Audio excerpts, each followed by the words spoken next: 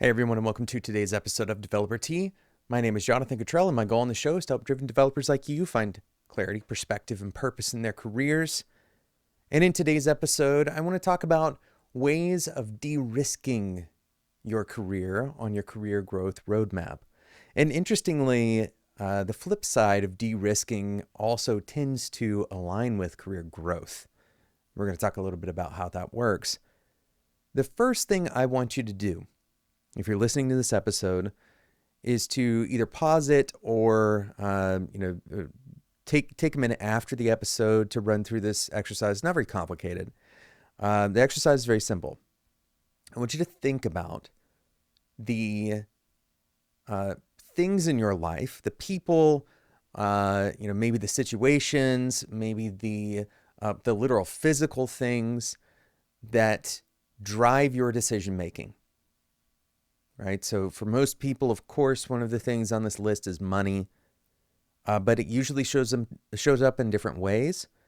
Specifically, how would you use the money that you make? How do you currently use it? You could look back and see how you have made decisions around money.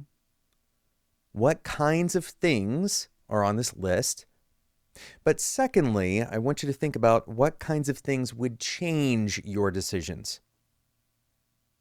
What situation could occur that would shift your decision making, that would shift your behavior, that would change how you spend your time? Maybe it would change how you spend your money. And develop this list of things that are very powerful and have a lot of kind of leverage over your decision making. This list is very important for you to be aware of because while this list is ultimately probably fairly well aligned with things that you value, there are also things on this list that could hold you hostage, right? And I don't necessarily mean in a hostile way. More what I mean is that you could end up making decisions that you otherwise would not have made had it not been for some aspect, something on this list that kind of pushed you that direction. So basic examples of this might be large amounts of debt, right? The kind of the positive versions of this might be relationships that you care deeply about, whether that's family or friends or whatever is on that, on that vertical for you as well. Your personal health. At some point, your personal health, you wouldn't have a choice, right? But to be held, essentially hostage.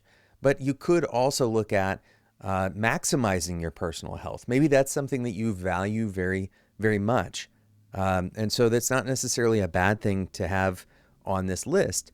But the important thing that you need to recognize here is that when we care very deeply about something, or, when we care, about not losing something, right? Like, for example, if you didn't pay your debts, you may, your credit score may drop. You may lose out on future potential of owning things. You may have something repossessed, your car, your home. These are all nightmare scenarios that are probably for most people on this show, or listening to the show rather, it's unlikely for you, right? But they're not things that could never happen. In other words, it was kind of a double negative, wasn't it?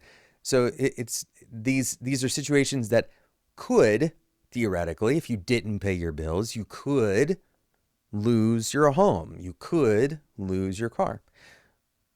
So what this list highlights for you are things that are powerful in your life to you. And as a general rule, these are the things that you're going to make most of your large decisions around. Whether that's managing your debt, maybe it's aligning your time so that you can spend it with friends. Maybe on this list is something as simple or as critical as the domain that you want to work in. You care very much about working in some kind of domain. And so if your organization, let's say you join, a company and you find out that they're moving away from a particular domain, that may have enough leverage over you that you decide that you're going to leave that job, right? So what you want to understand here is that this list, the power that these things have, the values kind of cut both ways. And so it makes sense to de-risk yourself in as many of these areas as possible. How can you gain enough agency over your own decision making so that these areas have less leverage? All right? What would have to be true, for example, for you to not go into the red on your mortgage? And this is the basic de-risking process, right? Everybody makes different decisions with their money. Everybody makes different decisions with their time, with their careers.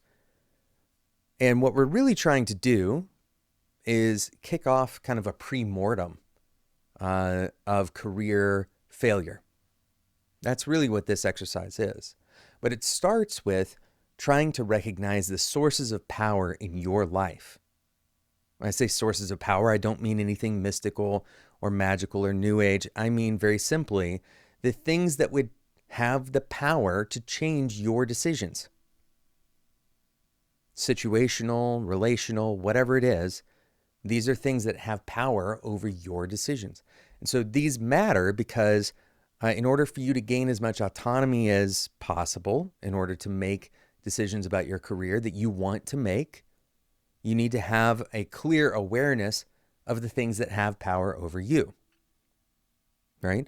And identify the ones that you accept, right? So, for example, in some of those relationships, part of what keeps the relationship in a positive place, right? Part of kind of the definition of that relationship is vulnerability, and so you're vulnerable because that person has some power over you to change your decision making.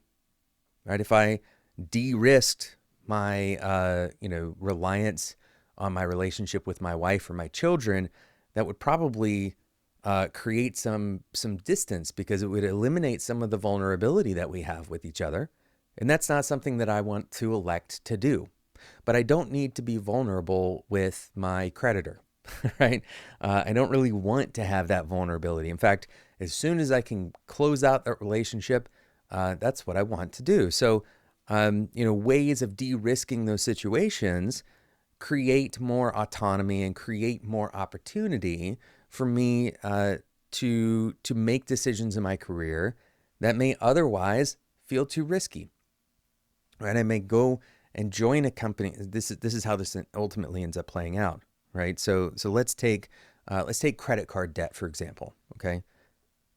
I could either choose to continue on with credit card debt hanging over my head and build that bill up, increase my debt. And ultimately, I'm beholden to paying that debt off. And so therefore, I need to have a job that allows me that I have enough income to pay that debt off. Okay. So that's the basic calculus, right? And so with that debt, I'm unlikely to take a pay cut to go and work for a company that I may really want to work for, but they just can't quite pay me enough to deal with this other vulnerability. And so my credit card debt has power over my decision making about where I work, right? So, and this can even be, jobs that pay decently well. So, and that's a very common example, right? So instead, what can I do in order to improve my autonomy and ultimately give me more agency in my career and potentially allow me to take more risks in my life? I eliminate other risks. So I may buckle down, save what I need to save in the higher paying job in order to pay the credit card off entirely. And now that vulnerability is reduced in my life. Money isn't always the answer. Sometimes it's as simple as, trying to square with the risk of not paying that debt off. How can I, what happens in my life, and am I okay with that? Very similarly, we may need to, do some introspection and figure out how we can relate differently to our job. Some of the parts of our job that we previously may have called non-negotiables Now we adjust our, we do, again, that introspective work to figure out, okay, what is actually important to me here? What are the real risks that I'm trying to mitigate, for example, versus the ones that I'm imagining? Am I creating a problem where there doesn't need to be one? And so if that's the case, then I might be, less likely to leave a job, right? Less likely to leave a company, just because of some small failure or some small misalignment. Maybe the leadership at the company, I don't have perfect alignment with their personal values. Can I relate to that situation differently so that I'm not constantly seeking a company where everybody in the company has exactly the same values that I have, exactly the same belief system that I have? If I can find a way to relate to that differently, then I'm de-risking that, right? I'm taking some power out of that, some power that it otherwise would have had over me. I'm kind of reclaiming that, right? And now I have a little bit more agency to make my own decisions about those situations. So really what you're doing here is you're trying to figure out, okay, what are the things that would change the way I make decisions? And, do I want to keep that vulnerable relationship? Do I really want to be beholden to that particular value set? Do I want that thing to have that power over me? Or do I want to shift it? And if so, what way would I like to shift it? How should I change my relationship to that thing so that I have more agency, autonomy? What this ultimately tends to look like, and why it usually leads to growth, this usually means that we're trying to take control of certain aspects of our life in a different way. So we give up control in one area and we take control in another area, right? So in the example of the credit card debt, instead of continuing on having debt, then I'm going to take control of my current finances so that I can pay that debt off. I'm going to try to change how my spending habits for some amount of time. I'm adding control in one area, and I'm potentially releasing control in another area. So in that example, you might be releasing control over the things that you were able to buy with the credit card.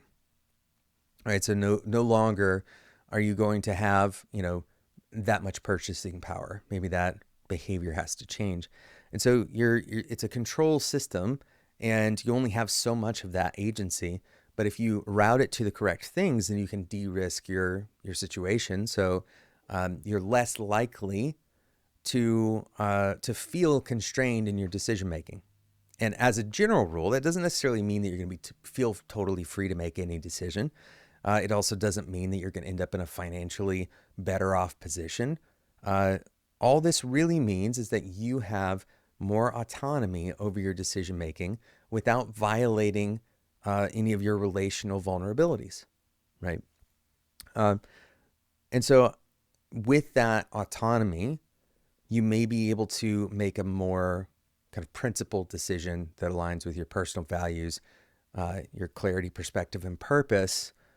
You're able to get a little bit clearer, right, on what you care about and how you want to operate about what you care about. You're able to have, certainly this is the biggest one, a different perspective, right? If you have a bunch of things that are clouding your decision making that you feel like you have to respect, or that are kind of influencing your decision making, then your perspective is probably lacking, right? And finally, because of that, because of this change in your clarity and perspective, you're able to more directly align with what you hopefully have identified as a purpose-driven approach to your career.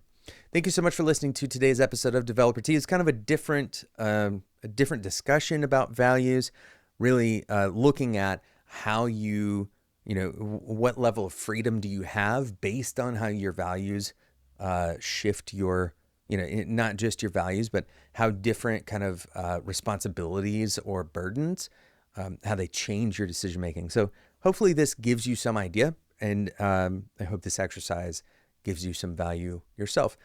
If you enjoyed this discussion, please subscribe in whatever podcasting app you're listening to. Of course, this is also on YouTube now. We're continuing to invest in the quality of our YouTube, so you can expect that to get better and better. Thank you so much for listening, and until next time, enjoy your tea.